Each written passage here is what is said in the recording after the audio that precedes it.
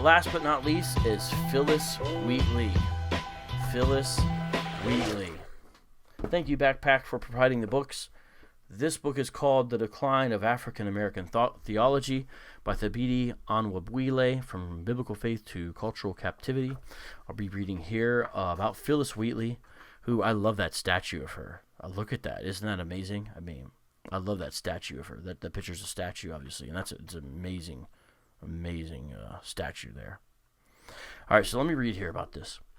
Regarded by some as the progenitor of the black literary tradition, Phillis Wheatley, 1753-1784. Prior to the War for Independence is when she was born. Birthed the creative writing tradition of African Americans and African American women with the publication of her poems in 1773. Imagine being a published poet as a black woman in 1773 in America. Amazing. A slave from the age of 6, Wheatley learned to read and write under the tutelage of her owner. Her most famous collection, simply entitled Poems, reflects a rather sophisticated knowledge of scripture and theology. She was obviously acquainted with the work of preachers and theologians of her period, most of whom were reformed in their theology.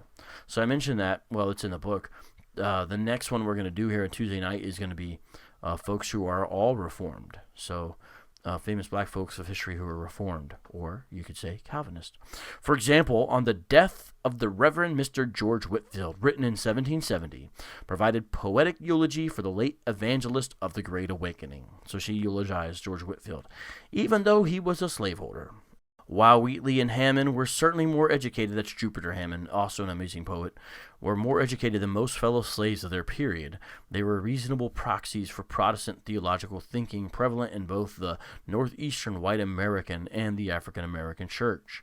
In a 1767 poem entitled To the University of Cambridge in New England, Wheatley demonstrated a rather articulate and orthodox view of the gospel and the work of Christ in salvation.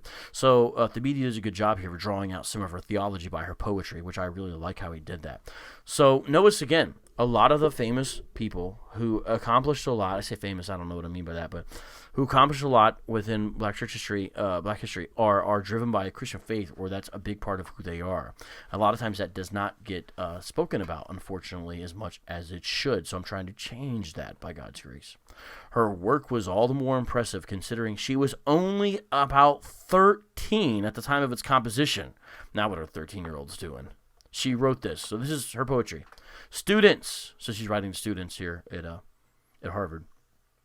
Students, to you 'tis given to scan the heights above, to traverse the ethereal space, and mark the system of revolving worlds. Still more, ye sons of science, ye receive. So saying, you guys are here studying science in the heavens and stuff. Continuing on with her poem.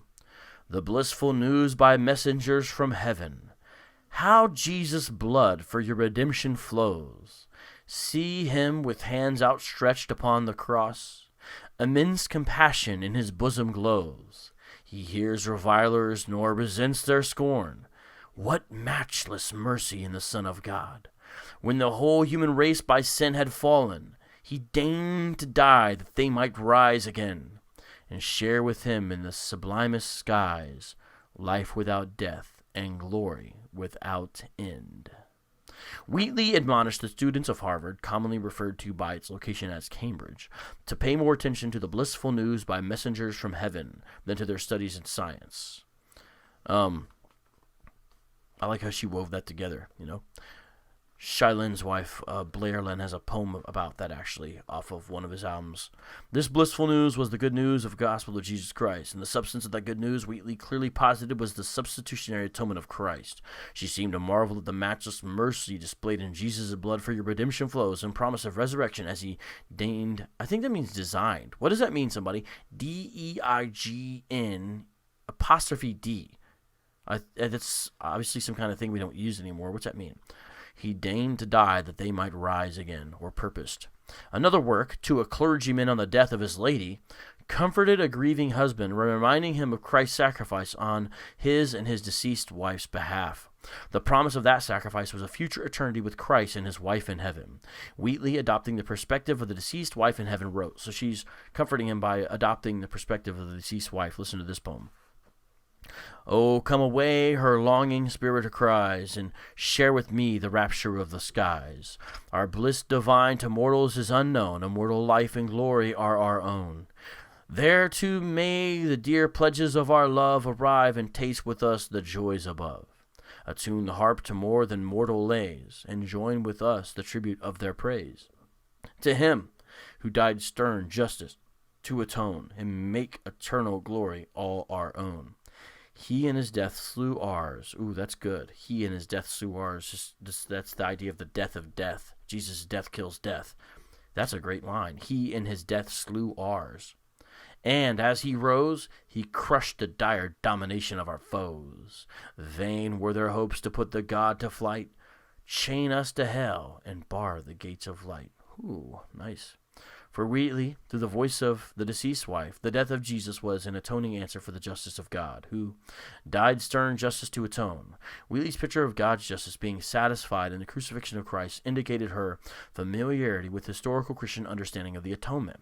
That historical orthodoxy required the offering of a perfect sacrifice to propitiate, that's a big word, the wrath of God on behalf of the penitent faithful.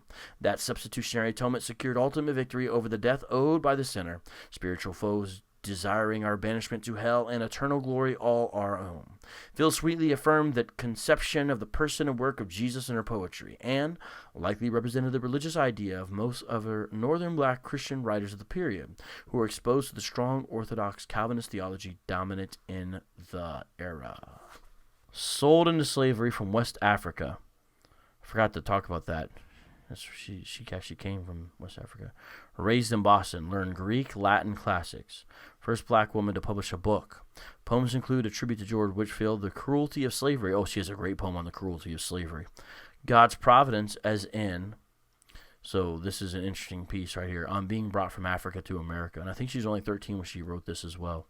But listen how she is like Joseph here. Genesis 50:20, I think, is a scripture that matches well with this. 'Twas mercy brought me from my pagan land, taught my benighted soul to understand that there is a God and there is a Savior too. Once I redemption neither sought nor knew. She's saying God sought her out. Beautiful, beautiful stuff, Phillis Wheatley. I've got one other thing right here. Wait, where is it? No, it's right over here. It's where she writes a letter to a Native American Presbyterian, which is kind of interesting. Let me read a couple lines, though, that she wrote, okay? I will do that in this letter to a Native American Presbyterian. She says this. In every human breast, God has implanted... This is a letter, not a poem. In every human breast, God has implanted a principle, which we call love of freedom. It is impatient of oppression and pants for deliverance. That's good. That's good. And she says this. She calls the American slave owners her modern Egyptians. She says this. This I desire not for their hurt, but to convince them of the strange absurdity of their conduct, whose words and actions are so diametrically opposite. She's saying that they profess Christianity, and yet it's opposite of what they do, which is true. How well the cry for liberty and a reverse disposition for the exercise of oppressive power over others agree. I humbly think it does not require the penetration of a philosopher to determine. I think she's saying you don't got to be a genius to figure this out.